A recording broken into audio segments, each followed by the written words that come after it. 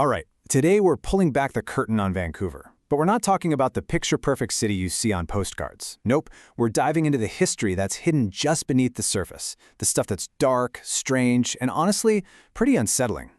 You know, when you think of Vancouver, this is probably exactly what pops into your head, right?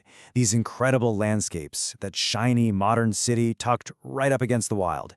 And look, it's totally earned its reputation as one of the most beautiful, most livable places on the planet. But what if I told you that under all that beauty, there's a history that's anything but natural?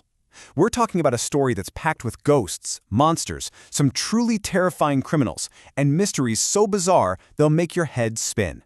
It's a much darker side to the city on the edge of the world. So, where do we even start? Well, let's begin with the oldest stories there are, the ones that stick around long after everyone else is gone. Because if you listen to the locals, you'll hear that Vancouver is, without a doubt, a city of ghosts. And they're supposedly everywhere. You've got the famous Lady in Red who haunts the fancy Fairmont Hotel. Then there's Highcroft Manor, which boasts, get this, 7 different resident spirits.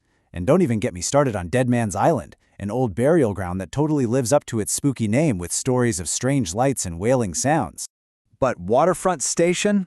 That might just be the most haunted spot in the whole city. People who work there late at night, security guards, cleaning staff, they talk about hearing footsteps when no one's there, music that sounds like it's from the 1930s, and even seeing the ghost of a poor rail worker who was decapitated on the tracks way back in 1928. It's like something straight out of a horror movie. Okay, so we've got ghosts. But are they the only things hiding in the shadows around Vancouver? Not even close. If you believe the local legends, and a whole lot of eyewitnesses, the answer is a big fat no. See, once we look past the haunted buildings and out into that huge wilderness, and then up into the skies, well, that's when we find a whole other category of legends. Long before the world knew about Bigfoot, this region had the Sasquatch. And this isn't some modern myth. The name itself, Sasquatch, is actually an anglicized version of a Hockamallam word used by the Stylese First Nation. They used it to describe a wild man of the forest. It's a story that's been part of the cultural fabric here for generations. And believe me, this isn't just ancient history. British Columbia is basically the Sasquatch capital of Canada. We're talking over 135 official sightings. And places like Harrison Hot Springs and Pitt Lake, which are really not that far from Vancouver, are still major hotspots for people trying to find the creature today. But hey, it's not all about what's hiding in the forests. You just have to look up. The skies over Vancouver are their own kind of stage for some of the most common and most bizarre, unexplained events in the whole country.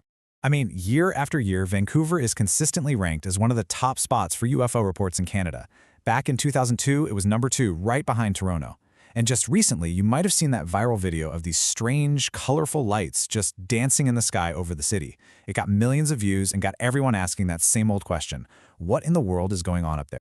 So we've got ghosts, we've got monsters in the woods, we've got strange lights in the sky. But you know what? The most terrifying monsters to ever walk the streets of Vancouver, they weren't myths. They were real people. And this is where the story takes a really dark turn. We're about to get into some of the predators who targeted the city's most vulnerable people, and whose crimes sent shockwaves across the entire country. From 1980 to 1981, for 9 months, just 9 months, a man they called the Beast of BC, Clifford Olson, went on an absolutely horrifying killing spree. In that incredibly short window, he murdered 11 children and teenagers around Vancouver. He created a total reign of terror. And then there was Robert Willie Pickton. Now, he was officially convicted of murdering 6 women, most from Vancouver's downtown east side. But this number, 49. That's how many murders he later confessed to. 49. It makes him one of the most prolific and, frankly, horrifying serial killers in Canadian history. And it wasn't just these lone predators. For decades, Vancouver has been a huge international hub for organized crime. We're talking about groups from Chinese triads to the Hells Angels, setting up shop, running everything from drugs to enormous money laundering schemes. And that stuff has a very real impact on the city you see today, like, for instance, helping drive up those crazy real estate prices. But, you know, human evil isn't the only destructive force that's left its mark on Vancouver.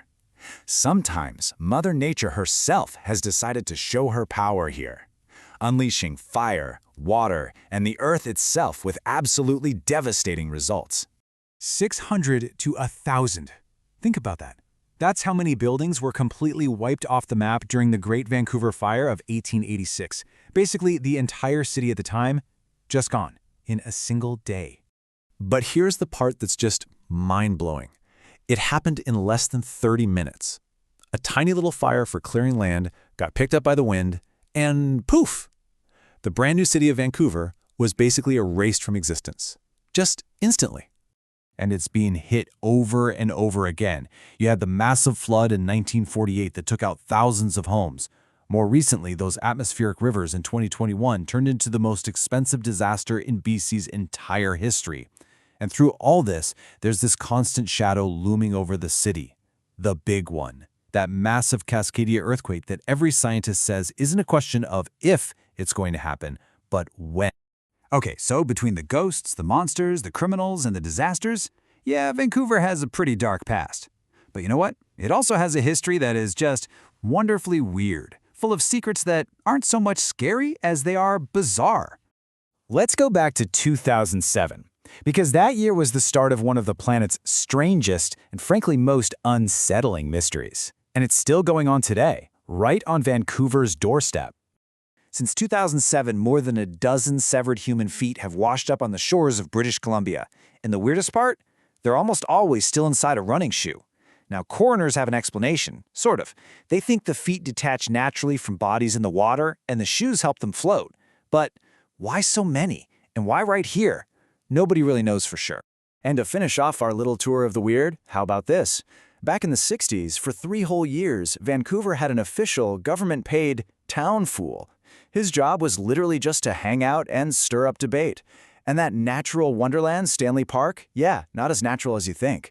All those gray squirrels you see, they're all descended from just 8 pairs that were a gift from New York. And a whole lot of those giant majestic trees, yep, planted by people. So there you have it. From ghosts and Sasquatch to serial killers and severed feet, Vancouver's story is so much more complicated than it looks on the surface. It's a great reminder, isn't it, that every single city, no matter how beautiful, has its own dark secrets. And that kind of makes you wonder, what's hiding in your town?